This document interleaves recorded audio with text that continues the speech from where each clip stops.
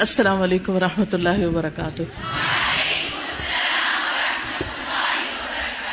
والذین اوتوا العلم درجات نحمده ونصلی علی رسوله الکریم اما بعد فاعوذ باللہ من الشیطان الرجیم بسم اللہ الرحمن الرحیم رب اشرح لی صدری ویسر لی امری واحلل عقدۃ من لسانی. باب الارواح جنود مجندۃ. قال وقال الليث عن يحيى بن سعيد عن عمرة عن عائشة رضي الله عنها قالت سمعت النبي صلى الله عليه وسلم يقول الأرواح جنود مجندة فما تعارف منها ائتلف وما تناكر منها اختلف. وقال يحيى بن أيوب حدثنا يحيى بن سعيد بهذا. باب الارواح کے روحیں جنود لشکر ہیں مجندۃ مجتمع اکٹھے کیے ہوئے. قال امام بخاری کہتے ہیں وقال اللیث اور لیث نے کہا، یہ لیث بن سعد بن عبد الرحمن ہیں، عن یحیی بن سعید یحیی بن سعید سے، عن عمرہ یہ حضرت عائشہ کی شاگردہ ہیں، عن عائشہ رضی اللہ عنہا کہ عائشہ رضی اللہ تعالی عنہا سے روایت ہے، قالت کہتی ہیں سمعت النبی صلی اللہ علیہ وسلم میں نے نبی صلی اللہ علیہ وسلم سے سنا، یقول آپ فرما رہے تھے، الارواح روحیں جنود لشکر ہیں، مجندۃ مجتمع یعنی اکٹھے، فما تعارف منہا تو جس نے پہچانا ان میں سے، ائتلف محبت کرنے لگے، وما تناکر اور جس نے انکار کیا یا جو نہ پہچان کی جس نے، منہا ان میں سے، اختلافا تو انہوں نے اختلاف کیا.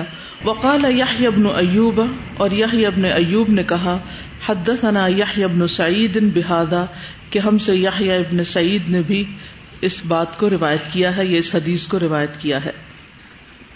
اس سے پیچھے ہم وعدہ الست کے بارے میں، عہد الست کے بارے میں پڑھ چکے ہیں کہ کس طرح آدم علیہ السلام کی اولاد کو، یعنی ان کی ارواح کو، جسموں کے ساتھ نہیں بلکہ ان کی روحوں کو ابتدا میں ہی پیدا کر دیا گیا تھا اور ان کو دکھایا بھی گیا تھا. میدان عرفات میں سب کو جمع کیا گیا تھا، اللہ سبحانہ وتعالیٰ نے ان سے خطاب کیا. تو اس سے یہ پتہ چلتا ہے کہ روحیں جسموں کے بننے سے پہلے تخلیق کر دی گئیں، وجود میں آ گئیں. اور انسان کی عقل، سمجھ اور شعور کا تعلق، جذبات کا تعلق بھی روح کے ساتھ ہوتا ہے. اور یہاں پر ارواح کو جنود کہا گیا ہے کہ روحیں مختلف لشکروں یا مختلف گروہوں کی شکل میں تھی. یعنی جیسے دنیا میں انسانوں کی مختلف قومیں ہوتی ہیں، گروہ ہوتے ہیں، قبیلے ہوتے ہیں، تو جب روحیں پیدا کی گئی تو اس وقت وہ وہاں بھی کچھ روحیں اکٹھی تھیں اور کچھ الگ تھیں. تو جن روحوں کا وہاں آپس میں ایک دوسرے سے تعارف ہوا، ایک دوسرے کی پہچان ہوئی، وہ آپس میں ایک دوسرے سے محبت کرنے لگی اور دنیا میں آ کر بھی پھر وہ ایک دوسرے کے قریب ہوتی ہیں، ایک دوسرے سے محبت کرتی ہیں. اور جو وہاں اجنبی رہی، ان کا آپس میں تعارف نہیں رہا، وہ دنیا میں بھی ایک دوسرے سے اجنبی ہوتے ہیں اور بیگانہ رہتے ہیں، چاہے قریبی کیوں نہ ہو، لیکن ان کی انڈرسٹینڈنگ یا پہچان نہیں ہوتی. تعارف پہچان کو کہتے ہیں اور پہچان کے لیے انڈرسٹینڈنگ کا ہونا، ایک دوسرے کو سمجھنا ضروری ہوتا ہے، اور سمجھنا پہچاننے سے یا ایک دوسرے سے ملاقات اور ملنے سے ہوتا ہے. تو یہاں پر ایک بہت ہی اہم اور خوبصورت اور راز کی بات پتہ چل رہی ہے کہ کس طرح اللہ سبحانہ وتعالیٰ نے مختلف چیزوں کو تخلیق کیا اور انہیں کیسی کیسی خصوصیات سے نوازا. یعنی روحوں کی کیا کیا خصوصیات ہوتی ہیں اور روحوں کی ملاقات کس طرح دنیا میں آنے سے پہلے بھی ہوئی، اور پھر جو نیک روحیں ہوں گی مرنے کے بعد بھی ایک جگہ اکٹھی ہوں گی، اور وہ مقام کون سا ہے؟ علیین کا. اور جو بد روحیں ہوں گی برے انسانوں کی، وہ سجین میں. یس. اب سوال یہ پیدا ہوتا ہے کہ اس کا کتاب الانبیاء سے کیا تعلق ہے؟ کیونکہ اس باب میں آدم علیہ السلام اور ان کی اولاد کی تخلیق کی بات ہوئی، تو یہاں اس بات کی طرف اشارہ ہے کہ اولاد آدم کو جسم اور روح جوڑ کر بنایا گیا ہے. یعنی اولاد آدم دو چیزوں پر مشتمل ہے، پہلے روحیں بنی اور پھر اس کے بعد ان کو اپنی اپنی باری پر جسم عطا کیے گئے ہیں. پھر اس سے یہ بات بھی پتہ چلتی ہے کہ کیونکہ انسان جو ہے وہ روح سے ہی ہوتا ہے، روح چلی جائے، روح جسم میں نہ ہو تو وہ پھر میت ہو جاتا ہے، مردہ ہو جاتا ہے، ڈیڈ باڈی ہو جاتی ہے۔ تو انسان جو ہے وہ آپس میں برائی اور بھلائی، اصلاح اور خرابی، اچھائی برائی میں ایک دوسرے سے ملتے جلتے ہیں۔ کچھ لوگ طبعی طور پر نیکی کو پسند کرتے ہیں، خیر اور بھلائی کو پسند کرتے ہیں، اور جو شخص خیر اور بھلائی کا کام کر رہا ہو اس سے بھی محبت رکھتے ہیں، اور کچھ لوگ شر کی طرف مائل ہوتے ہیں، اور جہاں کوئی خرابی کی بات ہو ان کا رجحان اور ان کا دھیان اور ان کی دوستی انہی کے ساتھ جا ہوتی ہے۔ جو لوگ خود اچھے ہوتے ہیں انہیں اچھے لوگ ہی اچھے لگتے ہیں، یعنی جو جس قسم کا ہوتا ہے، جو جس طبیعت کا ہوتا ہے، جس مزاج کا ہوتا ہے، اس کی دوستی، اس کے تعلق یا اس کی محبت جو ہے اسی قسم کے شخص کے ساتھ ہوتی ہے، اور وہ قدرتی طور پر ایک دوسرے کی طرف اٹریکٹ ہوتے ہیں، اچھے ہوں یا برے، دونوں صورتوں میں۔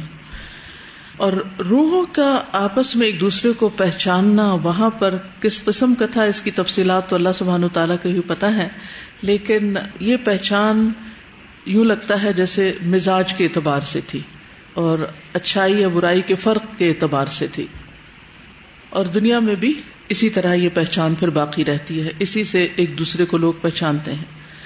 اور جب مزاجوں کا اختلاف ہوتا ہے تو انسان ایک دوسرے سے بدکنے لگتے ہیں۔ یہاں پر آپ الفاظ دیکھیے کہ وما تناکر منہا اختلفا، وہ آپس میں اختلاف کرتے ہیں، ان کی نہیں بنتی، ان کو ایک دوسرے کی بات سمجھ میں نہیں آتی، ایک دوسرے سے یعنی ان کو ریاکشن ہوتا ہے، اور کچھ جو ہیں ان کو آپس میں ایک دوسرے سے اٹریکشن اور ریاکشن دونوں چیزیں ایک حقیقت ہیں اور ایسا ہوتا ہے۔ پھر اسی طرح یہ ہے کہ بعض واقعات بھی، اگر آپ یہ وحید الزمان صاحب کا حاشیہ پڑھیں تو اس میں انہوں نے کچھ واقعات دیے ہوئے ہیں۔ مثلاً یہ لکھتے ہیں کہ حرم بن حیان جو ہیں وہ اویس قرنی سے ملے، انہوں نے کبھی ان کو دیکھا نہیں تھا، ملتے ہی نام لے کر پکارا۔ حرم نے پوچھا تم نے مجھے کیسے پہچانا؟ انہوں نے کہا یہ روح کی معرفت ہے۔ پھر اسی طرح شیخ شہاب الدین اور شیخ محی الدین کی بات لکھی ہوئی ہے کہ وہ دونوں وہاں ملے، زبان سے کوئی بات نہیں ہوئی اور دونوں جدا ہو گئے۔ لوگوں نے کہا آپ دونوں صاحب ملے، بات تو کرنا تھی۔ انہوں نے کہا روحوں نے باتیں کر لی۔ یعنی کہ بعض لوگوں کے ساتھ آپ کا کنیکشن یا تعلق ایسا ہوتا ہے کہ آپ خود ہی سے سوال کرتے ہیں اور خود ہی ان کی طرف سے جواب آپ کو مل جاتا ہے، اور یوں لگتا ہے کہ جیسے آپ نے کہے بغیر بولے بغیر ایک دوسرے کی بات کو سمجھ لیا۔ اور کچھ لوگوں کو آپ ایک بات کئی دفعہ بھی دہرا کر بتائیں تو ان کو آپ کا مقصد سمجھ نہیں آتا کہ آپ کوئی بات کیوں کر رہے ہیں۔ اس بارے میں ایک حدیث آتی ہے، عمرہ بنت عبد الرحمن کہتی ہیں کہ مکہ میں ایک خوش مزاج عورت تھی، تو وہ مدینہ میں بھی اپنی طرح کی ایک عورت کے پاس ٹھہری، یعنی جیسے ہجرت ہوئی نا، تو جیسی وہ طبیعت کی تھی تو مدینہ میں آ کر اس کو ویسی ہی خاتون مل گئی جس کے پاس وہ اتری یا ٹھہری۔ تو حضرت عائشہ کہتی ہیں کہ جب انہیں اس بات کا علم ہوا تو کہنے لگی میرے محبوب نے سچ فرمایا، میں نے رسول اللہ صلی اللہ علیہ وسلم کو یہ فرماتے ہوئے سنا تھا، انہوں نے اسی طرح کی بات ذکر کی تھی، یعنی جیسا انسان ہوتا ہے ویسا ہی اس کو دوست مل جاتا ہے، یا وہ ویسے ہی لوگوں سے دوستی کرتا ہے، ویسے ہی لوگوں سے محبت کرتا ہے۔ تو اصل تعلق جو ہوتا ہے وہ روحانی تعلق ہوتا ہے، اور یہ جو ہم روحانی تعلق کہتے ہیں نا، اس کا مطلب یہی ہوتا ہے روحوں کا تعلق۔ پچھلی حدیث تک حضرت آدم اور ان سے متعلق ساری چیزیں جو ہیں وہ مکمل ہوئی، اور اب یہاں سے حضرت نوح علیہ السلام کی بات شروع ہو رہی، کیونکہ یہ کتاب الانبیاء ہے۔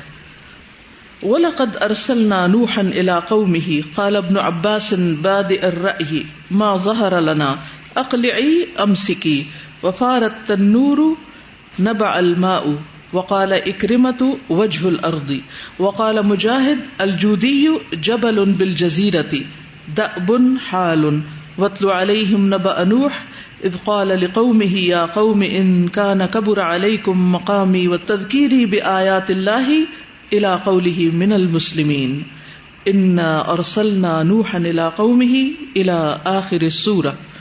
یہاں پر انہوں نے دو صورتوں کے حوالے سے نوح علیہ السلام کا ذکر کیا ہے، جہاں ان کا واقعہ تفصیل کے ساتھ آتا ہے۔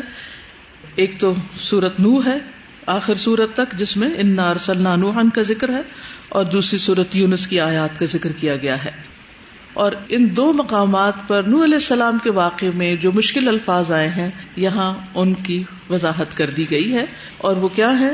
باب قول اللہ عز وجل، اللہ عز وجل کا فرمان، وَلَقَدْ أَرْسَلْنَا نُوحًا إِلَىٰ قَوْمِهِ، کہ البتہ تحقیق بھیجا ہم نے نوح علیہ السلام کو ان کی قوم کی طرف. قال ابن عباس، ابن عباس کہتے ہیں بادئ الرأی کا معنی ہے ما ظہر لنا، جو ظاہر ہو گیا ہمارے لیے، یعنی سرسری نظر. اقلعی، اقلعی کا معنی کیا ہے؟ امسکی، امسکی کا معنی کیا؟ روک لے، ٹھہر جا. وفارت تنور، اس کا معنی ہے نبع الماء، پانی پھوٹ نکلا یعنی تنور سے. وقال اکرمۃ، اور اکرمہ نے کہا کہ تنور کا معنی ہے وجہ الارض، زمین کا چہرہ، فیس آف دا ارتھ. وقال مجاہد، اور مجاہد نے کہا الجودی، اس واقعے میں جودی کا لفظ جو آتا ہے پہاڑ کے لیے، جبل بالجزیرتی، یہ ایک پہاڑ کا نام ہے جو جزیرہ علاقے میں واقع ہے. دأب کا معنی ہے حال، حالت یا عادت. واتل علیہم نبأ نوح، پڑھ سنائیے ان پر نوح علیہ السلام کا واقعہ یا قصہ. اذ قال لقومہ، جب انہوں نے اپنی قوم سے کہا، یا قومی، اے میری قوم، ان کان کبر علیکم مقامی، اگر ہے گراں تم پر میرا کھڑے ہونا، قیام کرنا، رہنا، وتذکیری، اور میرا یاد دہانی کرانا، نصیحت کرنا، بآیات اللہ، اللہ کی آیات کے ذریعے، الی قولہ من المسلمین، یہ آگے تک واقعہ جاتا ہے من المسلمین تک. انا ارسلنا نوحا الی قومہ، بے شک ہم نے بھیجا نوح علیہ السلام کو ان کی قوم کی طرف، الی آخر سورہ، سورت کے اخیر تک. یعنی اگر کوئی نوح علیہ السلام کا واقعہ جاننا چاہتا ہے تو وہ یہ دو جگہوں پر تفصیلات پڑھ لے، اس کی طرف انہوں نے اشارہ کر دیا. اگلی حدیث ہے حدثنا عبدان قال اخبرنا عبد اللہ عن یونس عن الزہری قال سالم وقال ابن عمر رضی اللہ عنہما قام رسول اللہ صلی اللہ علیہ وسلم فی الناس فاثنى على الله بما هو اهله ثم ذكر الدجال فقال انی لانذركموه وما من نبی الا انذره قومه ولقد انذر نوح قومه ولكني اقول لكم فيه قولا لم يقله نبی لقومه تعلمون انه اعور وان الله ليس باعور. حدثنا عبدان، ہم سے عبدان نے روایت کی. قال اخبرنا عبداللہ عن یونس عن الزہری عن سالم عن ابن عمر، عبداللہ بن عمر حدیث روایت کر رہے ہیں. قام رسول اللہ صلی اللہ علیہ وسلم، کہ رسول اللہ صلی اللہ علیہ وسلم کھڑے ہوئے، فی الناس، لوگوں میں، یعنی خطبہ دینے کے لیے. فاثنى علی اللہ، تو انہوں نے اللہ سبحانہ وتعالی کی ثنا بیان کی، تعریف فرمائی. بما ہوا اہلہ، جس کا وہ اہل ہے، حقدار ہے، یعنی جیسی تعریف ہونی چاہیے. ثم ذکر الدجال، پھر آپ نے دجال کا ذکر کیا. دجال کا لفظ جو ہے یہ دجل سے ہے، دجل، دال جیم لام. دجل کہتے ہیں جھوٹی بات کو خوبصورتی سے پیش کرنا، یعنی ایسا شخص جو جھوٹی بات کو خوبصورتی سے پیش کر سکے وہ دجال کہلاتا ہے. تو آپ صلی اللہ علیہ وسلم نے دجال کا ذکر کیا، اور اشارہ ہے یہاں اس دجال کی طرف جس کے بارے میں ہر نبی نے اپنی قوم کو خبردار کیا تھا. فقال، پھر آپ نے فرمایا، انی لانذرکموہ، بے شک میں تمہیں اس سے ضرور ڈرانے والا ہوں، خبردار کرنے والا ہوں. وما من نبی، اور نہیں کوئی بھی نبی ایسا گزرا، الا انذرہ قومہ، مگر اس نے اس سے اپنی قوم کو نہ ڈرایا ہو، یعنی ہر نبی نے اپنی قوم کو دجال سے خبردار کیا، ڈرایا. وَلَقَدْ أَنذَرَ نُوحٌ قَوْمَهُ، اور البتہ تحقیق نوح علیہ السلام نے بھی اپنی قوم کو دجال سے ڈرایا تھا. اس حدیث سے ایک نئی بات ہمیں پتہ چلتی ہے کہ دجال کا ذکر یا دجال کا فتنہ، اس سے ہر نبی نے اپنی قوم کو خبردار کیا، اور نوح علیہ السلام نے بھی، یعنی اتنی ابتدا سے. اس سے یہ پتہ چلتا ہے کہ یہ فتنہ بہت ہی بڑا فتنہ ہے اور بہت ہی خوفناک ہے، اور انسان کو اس سے بچنے کے لیے اللہ تعالیٰ سے دعا کرنی چاہیے. دعا آتی ہے آپ کو؟ کون سی دعا ہے؟ من عذاب القبر واعوذ بک من عذاب جہنم واعوذ بک من فتنة المسیح الدجال. یس ٹھیک ہے، ہر ایک کو پناہ مانگنی چاہیے. زندہ ہے جی. وَلَكِنِّي أَقُولُ لَكُمْ فِيهِ قَوْلًا، لیکن میں تمہیں ایک ایسی بات بتاتا ہوں لم يقلہ نبی لقومہ، جو کسی نبی نے اپنی قوم کو نہیں بتائی. یعنی پچھلے انبیاء نے اپنی قوموں کو دجال سے تو ڈرایا، لیکن دجال کے بارے میں یہ معلومات نہیں دی جو میں تمہیں دینے والا ہوں. اور وہ کیا ہے؟ تعلمون، تم جانتے ہو، انہ اعور، کہ وہ کانا ہے، ایک آنکھ والا ہے. وَأَنَّ اللَّهَ لَيْسَ بِأَعْوَرَ، اور اللہ سبحانہ وتعالی اعور یا یک چشم نہیں.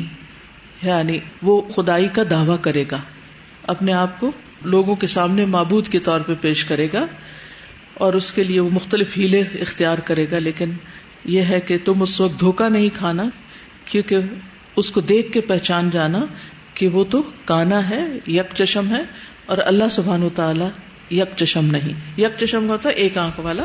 پھر حدثنا ابو نعیم حدثنا شیبان عن یحیی عن ابی سلمہ سمعت ابا ہریرہ رضی اللہ عنہ قال قال رسول اللہ صلی اللہ علیہ وسلم الا احدثکم حدیثا عن الدجال ما حدث به نبی قومه انه اعور وانه يجيء معه بمثال الجنة والنار فالتي يقول انها الجنة هي النار واني انذركم كما انذر به نوح قومه. حدثنا ابو نعیم، ابو نعیم نے یہ حدیث بیان کی امام بخاری کے استادوں میں سے، اور پھر ابو ہریرہ راوی ہیں صحابہ میں سے رضی اللہ عنہ. قال قال رسول اللہ صلی اللہ علیہ وسلم، کہ رسول اللہ صلی اللہ علیہ وسلم نے فرمایا الا احدثکم، کیا میں نہ تمہیں بتاؤں، حدیثاً ایک ایسی حدیث، عن الدجال، جو دجال کے بارے میں ہے، ما حدث به نبی قومہ، جو کسی نبی نے اپنی قوم کو نہیں بتائی یا اس کا ذکر نہیں کیا. انہ اعور، کہ بے شک وہ کانا ہے. وانہ یجیء معہ، اور یہ کہ یجیء بی کا مطلب وہ لائے گا، بمثال الجنت والنار، کہ وہ اپنے ساتھ جنت اور جہنم کی شبیہ لائے گا. فالتی یقول انہا الجنت، تو وہ جس کو وہ جنت بتائے گا، ہی النار، وہ اصل میں آگ ہوگی. وانی انذرکم، اور بے شک میں تمہیں خبردار کر رہا ہوں، کما انذر به نوح قومہ، جس طرح نوح علیہ السلام نے اپنی قوم کو خبردار کیا تھا. دجال جو ہے وہ مختلف طریقوں سے لوگوں کو آزمائے گا اور فتنے میں ڈالے گا، اور اس میں سے ایک کیا ہوگا کہ وہ لوگوں کے سامنے جنت اور دوزخ دکھائے گا لوگوں کو، یعنی اس کی شبیہ یا اس جیسی چیز، جبکہ جس چیز کو جنت بتائے گا وہ اصل میں جنت نہیں ہوگی. حدثنا موسى بن اسماعیل حدثنا عبد الواحد بن زیاد حدثنا الاعمش عن ابی صالح عن ابی سعید قال قال رسول اللہ صلی اللہ علیہ وسلم. موسیٰ بن اسماعیل روایت کرتے ہیں یہاں، اور پھر ابو سعید خدری رضی اللہ عنہ سے یہ حدیث روایت ہے. قال رسول اللہ صلی اللہ علیہ وسلم، کہ رسول اللہ صلی اللہ علیہ وسلم نے فرمایا، یجیء نوح و امتہ فیقول اللہ تعالی، کہ تشریف لائیں گے نوح علیہ السلام اور ان کی امت کے لوگ، فیقول اللہ تعالی، تو اللہ تعالی فرمائے گا. یہ کس دن کی بات ہے؟ قیامت کے دن کی بات. یعنی قیامت کے دن نوح علیہ السلام اپنی قوم کے ساتھ آئیں گے تو اللہ تعالیٰ فرمائیں گے ہل بلغت، کیا آپ نے پیغام پہنچا دیا تھا؟ یعنی نوح علیہ السلام نے پیغام پہنچانے کا حق ادا کر دیا. فیقولو، تو وہ عرض کریں گے نعم ای ربی، جی ہاں اے میرے رب. فیقولو لامتہ، تو پھر اللہ تعالیٰ ان کی امت سے فرمائیں گے ہل بلغکم، کیا اس نے یعنی نوح علیہ السلام نے تمہیں پیغام پہنچایا تھا؟ فیقولون لا، تو انکار کر دیں گے. یعنی قوم نوح کہے گی کہ ہمیں تو کوئی پیغام نہیں ملا تھا، لیکن اس کا تو جھوٹی بات ہوگی. ما جاءنا من نبی، ہمارے پاس تو کوئی نبی ہی نہیں آیا.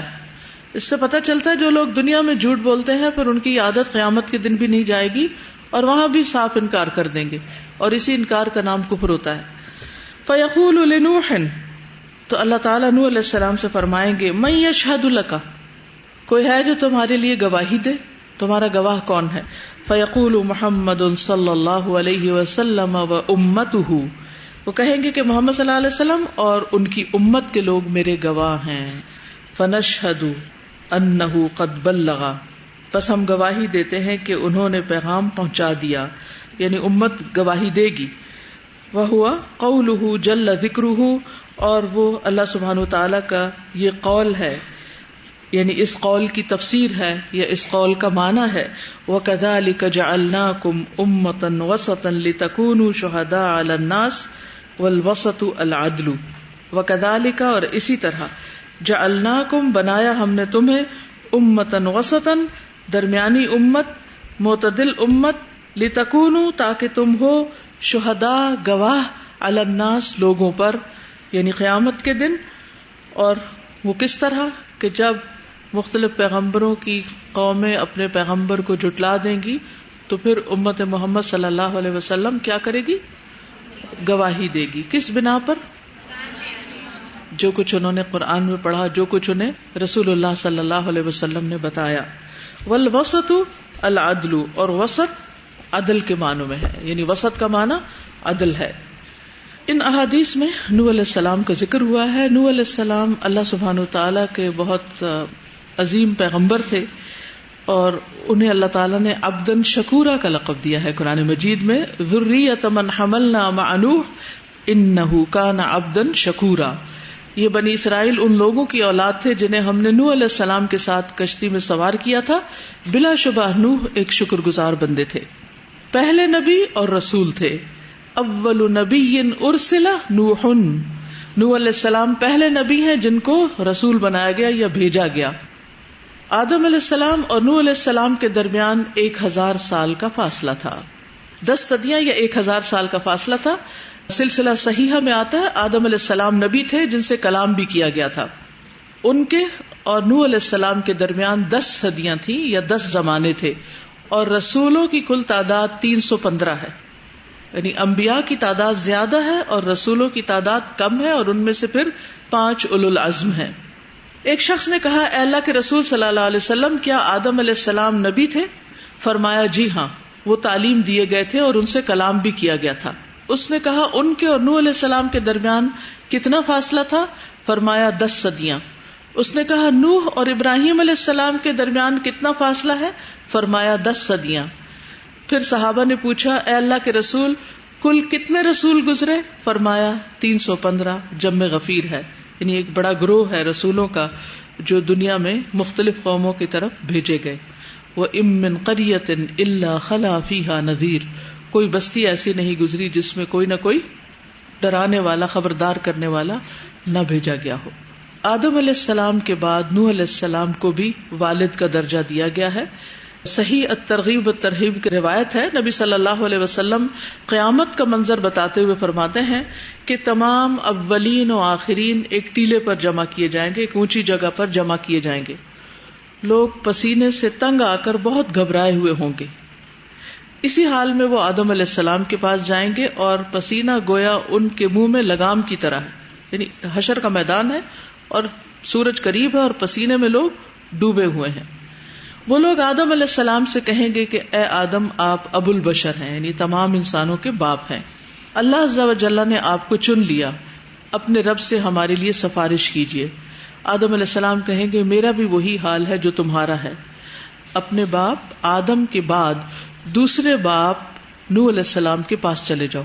یعنی آدم علیہ السلام نوح علیہ السلام کو کیا خطاب دیں گے کہ وہ بھی باپ ہیں، کیونکہ ان اللہ اصطفى آدم ونوحا وآل ابراہیم وآل عمران علی العالمین، بے شک اللہ نے چن لیا آدم علیہ السلام کو، نوح علیہ السلام کو، آل ابراہیم اور آل عمران کو، کس پر؟ علی العالمین، تمام جہان والوں پر. تو لوگ پھر نوح علیہ السلام کے پاس جائیں گے اور ان سے کہیں گے کہ آپ ہی ہمارے رب سے ہمارے لیے سفارش کر دیجئے. اللہ نے آپ کو اپنا برگزیدہ نبی قرار دیا، برگزیدہ بندہ قرار دیا، آپ کی دعاؤں کو قبول کیا اور زمین پر کسی کافر کا گھر باقی نہیں چھوڑا، یعنی آپ کی دعا کی وجہ سے. وہ جواب دیں گے، تمہارا مقصود میرے پاس نہیں، یعنی میں تمہارا کام نہیں کر سکتا، تم ابراہیم علیہ السلام کے پاس چلے جاؤ، کیونکہ اللہ نے انہیں اپنا خلیل قرار دیا ہے. تو لوگ پھر ابراہیم علیہ السلام کے پاس چلے جائیں گے. کہنے کا مطلب یہ ہے کہ احادیث میں جو نوح علیہ السلام کا مقام اور مرتبہ پتہ چلتا ہے، اس سے اندازہ لگایا جا سکتا ہے ان روایات سے. نوح علیہ السلام کی عمر تقریباً ایک روایت کے مطابق 950 سال اور ایک کے مطابق 1000 سال تھی. بہرحال ایک طویل عرصہ وہ جیے، 1 صدی ان کی عمر بنتی ہے تقریباً. جب اس وقت ان کی وفات کا وقت قریب آیا تو انہوں نے اپنے بیٹے سے کہا کہ میں تمہیں ایک وصیت کرتا ہوں، کیونکہ پیغمبر جو تھے وہ وفات سے پہلے اپنے بیٹوں کو، اپنے قوم کو نصیحت کیا کرتے تھے یا وصیت کیا کرتے. مرنے سے پہلے جو کی جاتی ہے وہ نصیحت نہیں، وہ وصیت ہوتی، ضروری تاکید جو ہوتی ہے. وہ کہتے ہیں کہ میں تمہیں 2 چیزوں کا حکم دیتا ہوں اور 2 چیزوں سے تمہیں منع کرتا ہوں. نمبر 1، میں تمہیں لا الہ الا اللہ کا حکم دیتا ہوں.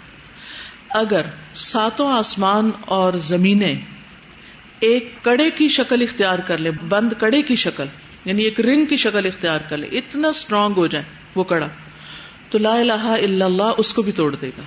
یعنی لا الہ الا اللہ میں اتنی پاور ہے. اس لیے کبھی آپ کا دل گھبرائے یا کبھی کوئی مشکل ہو رہی ہو تو کثرت سے لا الہ الا اللہ پڑھنا شروع کریں. اور لا الہ الا اللہ وحدہ لا شریک لہ لہ الملک و لہ الحمد کے بارے میں تو آپ پیچھے پڑھ ہی چکے ہیں. دوسری چیز سبحان اللہ و بحمدہ ہی ہے. یہ کلمات ہر چیز کی نماز ہے اور اسی کے ذریعے مخلوق کو رزق ملتا ہے.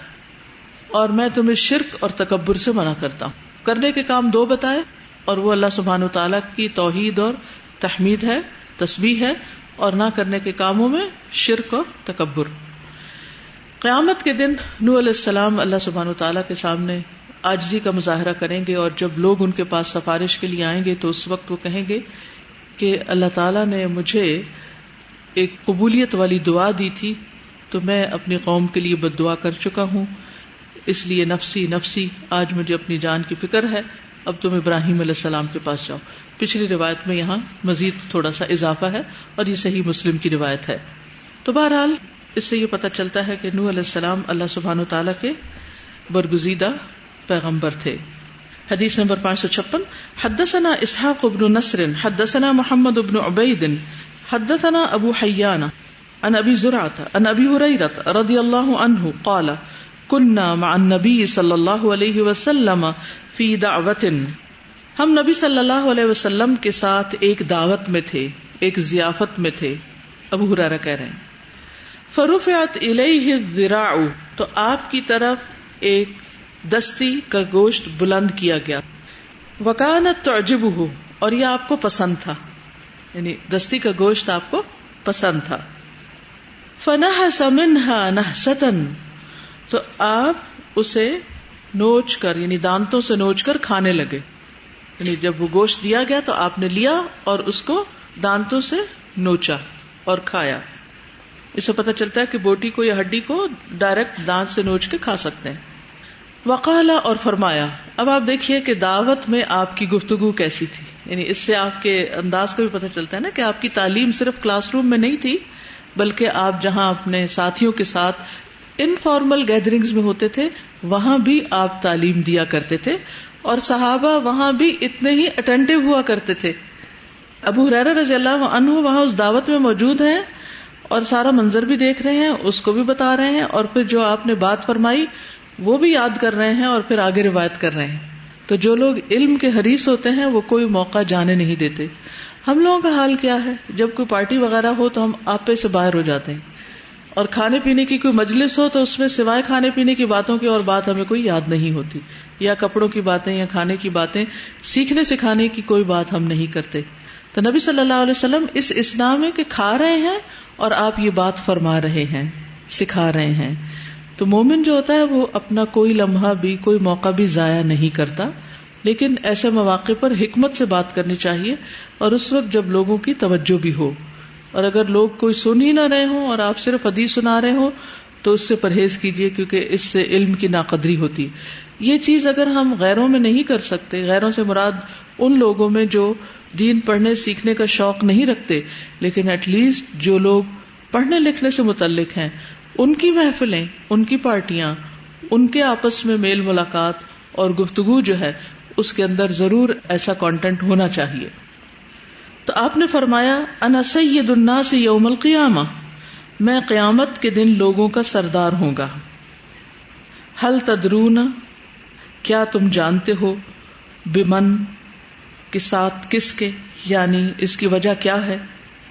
یجمع اللہ الاولین والآخرین فی سعید واحد، جمع کرے گا اللہ سبحانہ وتعالی اولین یعنی سب اگلوں کو، والآخرین اور سب پچھلوں کو، فی سعید واحد ایک میدان میں، فیبصرہم الناظر تو دیکھ لے گا ان کو دیکھنے والا، ویسمعہم الداعی اور سنوا سکے گا ان کو پکارنے والا، آواز دینے والا، بلانے والا، وتدنو منہم الشمس یعنی ہوں گے سب لوگ اکٹھے لیکن اس کے باوجود سب نظر آ رہے ہوں گے. سبحان اللہ، کتنا بڑا مجمع ہوگا انسان اندازہ نہیں کر سکتا، جس میں اولین آخرین سب اکٹھے ہوں گے. اس کو امیجن کیجئے کہ سارے کے سارے لوگ ہیں لیکن سب کے سب دیکھے جا سکتے، اور دعوت دینے والے یا بلانے والے کی آواز سب کو سنائی دے رہی ہے. کیا انتظام ہوگا. وَتَدْنُو مِنْهُمُ الشَّمْسُ اور سورج ان کے قریب آ جائے گا. فَيَقُولُ بَعْضُ النَّاسِ تو بعض لوگ کہیں گے، أَلَا تَرَوْنَ إِلَى مَا أَنْتُمْ فِيهِ کیا نہیں تم دیکھتے جس حال میں تم ہو، یعنی دیکھتے نہیں ہو کہ تمہارا کیا حال ہو رہا ہے. إِلَى مَا بَلَغَكُمْ کس حد تک تمہیں مصیبت پہنچی ہوئی ہے، یعنی پریشانی کی انتہا ہے، تکلیف کی انتہا ہو گئی. الا تنظرون الی من یشفع لکم کیا نہ تم دیکھو گے اس کو جو تمہاری سفارش کر سکے، الی ربکم تمہارے رب کے پاس، یعنی چلو آؤ کسی ایسے شخص کو دیکھتے ہیں جو رب کے پاس تمہاری سفارش کر سکے. فیقول بعض الناس تو بعض لوگ کہیں گے، ابوکم آدم اپنے باپ آدم کے پاس چلو. فیأتونہ تو لوگ ان کے پاس آئیں گے. فیقولون پھر کہیں گے، یا آدم اے آدم، انت ابو البشر تم سب انسانوں کے باپ ہو. خلقک اللہ بیدہ اللہ نے آپ کو اپنے ہاتھ سے پیدا کیا. ونفخ فیک من روحہ اور تجھ میں اپنی روح سے پھونکا. وامر الملائکۃ اور فرشتوں کو حکم دیا. فسجدوا لک تو انہوں نے تجھے سجدہ کیا. واسکنک الجنہ اور تمہیں جنت میں لا بسایا. الا تشفع لنا الی ربک تو یعنی ان اپنی ساری خصوصیات کی بنا پر تم ہمارے لیے اپنے رب سے شفاعت نہیں کرو گے، یا آپ ہمارے لیے سفارش نہیں کریں گے اپنے رب سے. الا تری ما نحن فیہ وما بلغنا کیا نہیں تم دیکھتے کہ ہم کس حال میں ہیں اور جو ہمیں مشقت پہنچی ہوئی ہے، تکلیف پہنچی ہوئی ہے، ہمارا حال تو دیکھیے. فیقول تو وہ کہیں گے، ربی غضب غضبا لم یغضب قبلہ مثلہ ربی میرا رب غضب غضبناک ہے، غضبا ایسے غضب کے ساتھ، لم یغضب قبلہ اس سے پہلے کبھی غضبناک نہیں ہوا، مثلہ اس جیسا. یعنی اللہ سبحانہ وتعالی آج اتنے غضبناک ہیں، اتنے ناراض ہیں کہ اس سے پہلے کبھی ایسے ناراض نہیں ہوئے. ولا یغضب بعدہ مثلہ اور اس کے بعد بھی اس جیسا کبھی ناراض نہیں ہوں گے، غضبناک نہ ہوں گے. وَنَهَانِي عَنِ الشَّجَرَةِ فَعَصَيْتُ اللہ سبحانہ وتعالیٰ نے مجھے روکا تھا اس درخت کے پاس جانے سے تو میں نے نافرمانی کی تھی. نفسی نفسی مجھے اپنی جان کی فکر ہے، مجھے اپنی جان کی فکر ہے. اذهبوا إلى غیری جاؤ میرے علاوہ کسی اور کے پاس. اذهبوا إلى نوح جاؤ نوح کے پاس. فَيَأْتُونَ نُوحًا تو وہ آئیں گے نوح علیہ السلام کے پاس. فیقولون تو کہیں گے، یا نوح انت اول الرسل اے نوح آپ رسولوں میں سب سے پہلے ہیں. الی اہل الارض زمین والوں کی طرف، یعنی زمین پر آپ سب سے پہلے رسول بنا کر بھیجے گئے. وسماک اللہ عبدا شکورا اور اللہ نے آپ کو عبدا شکورا کا نام دیا. اما تری الی ما نحن فیہ کیا آپ دیکھ نہیں رہے جس حال میں ہم ہیں. الا تری الی ما بلغنا کیا آپ دیکھتے نہیں اس کو جو پہنچا ہے ہمیں، یعنی تکلیف میں سے. الا تشفع لنا الی ربک کیا آپ ہمارے لیے اپنے رب سے شفاعت نہیں کریں گے. فیقول تو وہ کہیں گے، ربی غضب اليوم غضبا لم یغضب قبلہ مثلہ ولا یغضب بعدہ مثلہ نفسی نفسی. بالکل وہی بات جو آدم علیہ السلام نے کہی ہوگی کہ آج میرا رب اتنے غصے میں ہے کہ نہ کبھی اس سے پہلے اتنے غصے میں تھا اور نہ کبھی اس کے بعد کبھی ایسے غصے میں ہوگا. نفسی نفسی، مجھے میری جان کی فکر ہے، نفسی نفسی. النبی صلی اللہ علیہ وسلم فیأتونی، جاؤ نبی صلی اللہ علیہ وسلم کے پاس، فیأتونی، تو وہ آئیں گے میرے پاس، فاسجد تحت العرش، تو نبی صلی اللہ علیہ وسلم نے فرمایا تو میں سجدہ کروں گا عرش کے نیچے، یعنی رب سبحانہ و تعالی کو. فیقال، تو کہا جائے گا، یعنی اللہ تعالیٰ فرمائیں گے، یا محمد ارفع رأسک، اے محمد اپنا سر اٹھائیے، واشفع تشفع، اور سفارش کیجیے، تمہاری سفارش قبول کی جائے گی، یعنی آپ کی سفارش سنی جائے گی. وسل تعطى، اور سوال کیجیے، مانگیے جو مانگنا ہے آپ عطا کیے جائیں گے، وہ یعنی جو بھی آپ مانگیں گے. قال محمد بن عبید، محمد بن عبید کہتے ہیں، لا احفظ سائرہ، میں اس ساری حدیث کو یاد نہیں رکھ سکا، جتنی یاد ہے اتنی بیان کر دی. اس سے بھی پتہ چلتا ہے کہ مختلف احادیث کے الفاظ میں کمی بیشی کیوں ہو جاتی ہے، کہ بعض راوی بعض حصہ روایت کر دیتے ہیں، دوسرا اس سے زائد کر دیتے ہیں. اس میں کنٹرڈکشن نہیں ہوتی، صرف یہ ہے کہ کہیں مختصر ہوتی ہے بات اور کہیں تفصیلی ہوتی ہے. تو اس سے یہ بھی پتہ چلتا ہے کہ قیامت کے دن نبی صلی اللہ علیہ وسلم کا مقام بہت بلند ہوگا، یعنی جتنے بھی رسولوں کے پاس لوگ جائیں گے وہ سب ان کو آگے آگے بھیج دیں گے، حتیٰ کہ نبی صلی اللہ علیہ وسلم کے پاس آئیں گے اور پھر آپ شفاعت کریں گے. نبی صلی اللہ علیہ وسلم قیامت کے دن قبر سے سب سے پہلے اٹھائے جائیں گے. آپ نے فرمایا قیامت کے دن میں آدم کی اولاد کا سردار ہوں گا اور سب سے پہلے میری قبر کھلے گی اور سب سے پہلے میں شفاعت کروں گا اور سب سے پہلے میری شفاعت قبول کی جائے گی. تو آپ صلی اللہ علیہ وسلم کو ان تمام امور میں سبقت حاصل ہے. انبیاء سمیت تمام اولاد آدم اپنے سردار نبی صلی اللہ علیہ وسلم کے جھنڈے تلے ہوں گے. آپ نے فرمایا قیامت کے دن آدم کی ساری اولاد میرے جھنڈے تلے ہوگی، یعنی اولاد ان کی ہوگی لیکن شرف اور مقام آپ کا سب پر ہوگا، حتیٰ کہ آدم علیہ السلام پر بھی. آپ نے ایک اور جگہ یہ بھی فرمایا، سنن ترمذی کی روایت ہے، قیامت کے دن میں آدم کی اولاد کا سردار ہوں گا اور مجھے اس پر کوئی فخر نہیں، میرے ہاتھ میں حمد کا پرچم ہوگا اور مجھے کوئی فخر نہیں. اس دن آدم اور آدم کے علاوہ جتنے بھی نبی ہیں سب کے سب میرے جھنڈے تلے ہوں گے. اس سے نبی صلی اللہ علیہ وسلم کے خصائص پتہ چلتے ہیں. پھر آپ تمام انبیاء کے امام اور خطیب بھی ہیں.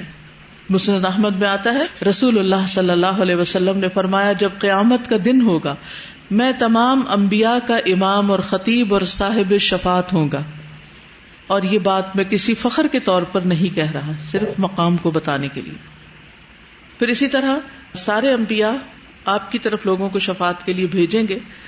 وہ کہیں گے تم سب محمد صلی اللہ علیہ وسلم کے پاس جاؤ، وہ اللہ کے برگزیدہ بندے ہیں، اللہ تعالیٰ نے ان کے اگلے پچھلے تمام گناہ معاف کر دیے ہیں. چنانچہ لوگ میرے پاس آئیں گے، میں ان کے ساتھ جاؤں گا اور اپنے رب سے اجازت طلب کروں گا تو مجھے اجازت مل جائے گی. ایک اور روایت میں یہ بھی آتا ہے کہ آپ صلی اللہ علیہ وسلم اللہ تعالیٰ کی حمد و ثنا ان الفاظ میں کریں گے جو خاص طور پر اس دن آپ کے دل میں ڈالے جائیں گے. اس سے پہلے کبھی کسی نے ان الفاظ میں اللہ تعالیٰ کی حمد و ثنا نہیں کی ہوگی. اور پھر اس کے بعد اللہ تعالیٰ آپ سے راضی ہوں گے اور آپ سے فرمائیں گے کہ آپ سر اٹھائیے، شفاعت کیجیے، مانگیے، آپ کو دیا جائے گا، آپ کی شفاعت قبول کی جائے گی. اور یہی وہ مقام محمود ہوگا جس پر آپ فائز ہوں گے. بخاری کی روایت میں آتا ہے کہ قیامت کے دن امتیں گروہ در گروہ چلیں گی، ہر امت اپنے نبی کے پیچھے ہوگی اور انبیاء سے کہے گی کہ اے فلاں ہماری شفاعت کرو، مگر سب انکار کر دیں گے. آخر شفاعت کے لیے نبی کریم کی خدمت میں حاضر ہوں گے تو یہی وہ دن ہے جب اللہ تعالیٰ آپ کو مقام محمود عطا کرے گا. جب آپ شفاعت کریں گے تو پھر ساری مخلوق کی زبان سے آپ کی تعریف جاری ہو جائے گی. حضرت انس کہتے ہیں نبی صلی اللہ علیہ وسلم نے فرمایا بے شک میں کھڑا اپنی امت کو دیکھ رہا ہوں گا جو پل عبور کر رہی ہوگی. سوچئے وہ کیسا وقت ہوگا جب عیسیٰ علیہ السلام آئیں گے اور کہیں گے اے محمد صلی اللہ علیہ وسلم انبیاء آپ کے پاس جمع ہوئے ہیں اور اللہ سے دعا کرتے ہیں کہ اللہ تعالیٰ تمام امتوں کو علیحدہ علیحدہ کر دے جیسے وہ چاہتا ہے. اس عظیم غم کی وجہ سے جس میں وہ ہوں گے مخلوق کو پسینے کی لگام سی ڈالی گئی ہوگی. مومن پر وہ زکام کی طرح اور کافر پر موت کی طرح طاری ہوگی، یعنی وہ کیفیت اس وقت، یعنی حشر کا دن ایک تھکاوٹ کا دن ہوگا. اب آپ سوچئے زکام میں کیسی کیفیت ہوتی ہے. آپ عیسیٰ علیہ السلام سے فرمائیں گے انتظار کیجیے حتیٰ کہ میں واپس آ جاؤں. نبی صلی اللہ علیہ وسلم جائیں گے, عرش کے نیچے کھڑے ہوں گے تو آپ کو وہ چیز دی جائے گی جو نہ تو کسی منتخب چنے ہوئے فرشتے کو دی گئی نہ کسی بھیجے ہوئے نبی کو. اللہ سبحانہ وتعالیٰ جبریل کو حکم دیں گے کہ جاؤ محمد صلی اللہ علیہ وسلم کے پاس اور ان سے کہیے کہ اپنا سر اٹھائیے, سوال کیجیے, آپ کو دیا جائے گا, سفارش قبول کی جائے گی. تو یہی وہ مقام ہے جسے مقام محمود کہا جاتا ہے. اور ایک اور روایت سے پتہ چلتا ہے کہ سورج کو 10 سال کی گرمی دی جائے گی. ابھی تھوڑا سا سورج چمکنے لگ گیا ہے, طبیعت کیسے گھبرانے لگی ہے. خود سوچئے کہ جب سورج انتہائی گرم ہو جائے گا پھر اسے لوگوں کے سروں کے قریب کر دیا جائے گا, اور سر پہ کیسی سخت دھوپ لگتی ہے. پھر لوگ نبی صلی اللہ علیہ وسلم کے پاس آئیں گے اور کہیں گے اے اللہ کے نبی, آپ کی ذات وہ ہے کہ اللہ نے آپ کے لیے یعنی سب کچھ آسان کر دیا, فتح کر دیا, اس نے آپ کے اگلے پچھلے سارے گناہ معاف کر دیے, آپ دیکھ رہے ہیں کہ ہم لوگ کس حال میں ہیں, آپ ہمارے لیے سفارش کریں. تو آپ فرمائیں گے کہ میں تمہارا ساتھی ہوں. چنانچہ آپ نکل کر لوگوں کے درمیان سے گزریں گے یہاں تک کہ آپ جنت کے دروازے تک پہنچ جائیں گے. آپ دروازے میں سونے کے کڑے کو پکڑ کر دروازہ کھٹکھٹائیں گے. اس جنت کا داروغہ کہے گا کون؟ آپ فرمائیں گے میں محمد ہوں. چنانچہ آپ کے لیے دروازہ کھول دیا جائے گا یہاں تک کہ آپ اللہ عز و جل کے روبرو ہوں گے, سجدہ ریز ہوں گے تو آپ کو آواز دی جائے گی کہ اپنا سر اٹھاؤ, مانگو دیا جائے گا, سفارش کرو قبول کی جائے گی. بس یہی مقام محمود ہے. عرش کے نیچے کی بات بھی آتی ہے اور جنت کی, دونوں چیزیں اکٹھی بھی ہو سکتی ہیں نا. عرش کے نیچے کون سی جنت ہے جی. اور قیامت کے دن سب سے پہلے جنت کا دروازہ کھٹکھٹانے والے بھی کون ہوں گے؟ نبی صلی اللہ علیہ وسلم. آپ کی شفاعت سے ہی یہ دروازہ کھلے گا. تو بہرحال اس حدیث سے جو پتہ چلتا ہے وہ یہ کہ آدم علیہ السلام کے بعد نوح علیہ السلام کا مقام ہے, لیکن بہرحال سب سے بڑھ کر نبی صلی اللہ علیہ وسلم کا مقام ہے. ہاں لیکن نہیں, وہ جو لوگ بیچ میں سے گروہ آئے گا وہ پہچانتا ہوگا, وہ سارے لوگ نہیں اس وقت کہیں گے, کچھ لوگ نکل کر آئیں گے, ہو سکتا ہے مسلمان ہی, تبھی تو وہ پہچان رہے ہیں اور وہ ساری بات کر رہے ہیں کہ آپ کے اگلے پچھلے گناہ معاف کر دیے گئے, اور آپ ظاہر کر رہے ہوں گے. یعنی حشر کا دن کوئی آسان دن نہیں ہے. مومن کے لیے آسان ہوگا نسبتاً, لیکن کمفرٹیبل نہیں ہے. ساری روایات سے یہی پتہ چلتا ہے. اور پھر آپ دیکھیے کہ اگر آپ کے لیے آسان بھی ہو اور آپ ساری بھیڑ کو دیکھ رہے ہیں وہ کسی پریشانی میں کھڑی ہے, تو لوگوں کی پریشانی دیکھ دیکھ کے بھی تو انسان پریشان ہوتا ہے. اور کچھ لوگ چیونٹیوں کی شکل میں ہیں, کچھ روندے جا رہے ہیں, کوئی اپنی چوری کا سامان اوپر لاد کے لایا ہوا ہے, کوئی زکوٰۃ نہ دینے کی وجہ سے اس کو داغا جا رہا ہے, کوئی کسی حال میں, کوئی کسی حال میں, کسی کا رنگ نیلا پیلا ہوگا, کوئی اندھا اٹھایا گیا ہوگا, کوئی کسی چیز کا جھنڈا اٹھائے ہوئے ہوگا جس چیز کا وہ لیڈر دنیا میں بنا ہوتا ہے, جیسے غلط قسم کے شعراء کا جھنڈا امر القیس کے ہاتھ میں ہوگا. یعنی مختلف لوگوں کا مختلف حال ہوگا قیامت کے دن. اور یہاں یہ جو اللہ سبحانہ تعالیٰ کے ہاتھ کا ذکر ہوا ہے تو ہاتھ سے مراد قدرت نہیں ہے, ہاتھ سے مراد ہاتھ ہی ہے. 3 چیزیں اللہ تعالیٰ نے اپنے ہاتھ سے بنائی تھی, جنت عدن, آدم علیہ السلام, تورات کو اپنے ہاتھ سے لکھا تھا. جی قلم کو بھی وہ الگ حدیث میں آتا ہے. حدثنا نصر بن علی بن نصر او اخبرنا ابو احمد عن سفیان عن ابی اسحاق عن الاسود بن یزید عن عبد الله رضی اللہ عنہ ان رسول اللہ صلی اللہ علیہ وسلم قرأ فهل من مدکر مثل قراءة العامة. نصر بن علی سے روایت ہے, پیچھے ذکر گزر چکا ہے, اور عبداللہ رضی اللہ عنہ حدیث روایت کرتے ہیں ان رسول اللہ صلی اللہ علیہ وسلم کہ رسول اللہ صلی اللہ علیہ وسلم نے قرأ پڑھی, تلاوت کی سورۃ قمر کی آیت فہل من مدکر, تو ہے کوئی نصیحت حاصل کرنے والا, مثل قراءۃ العامۃ, جیسے مشہور قراءت ہے, کیونکہ دوسری قراءت میں مدکر کا لفظ بھی آتا ہے, تو یہاں پر مدکر ہے, یعنی مدکر پڑھا. اب یہاں اس باب سے اس کا کیا تعلق ہے؟ کیونکہ سورۃ القمر میں نوح علیہ السلام کا ذکر سب سے پہلے آیا ہے,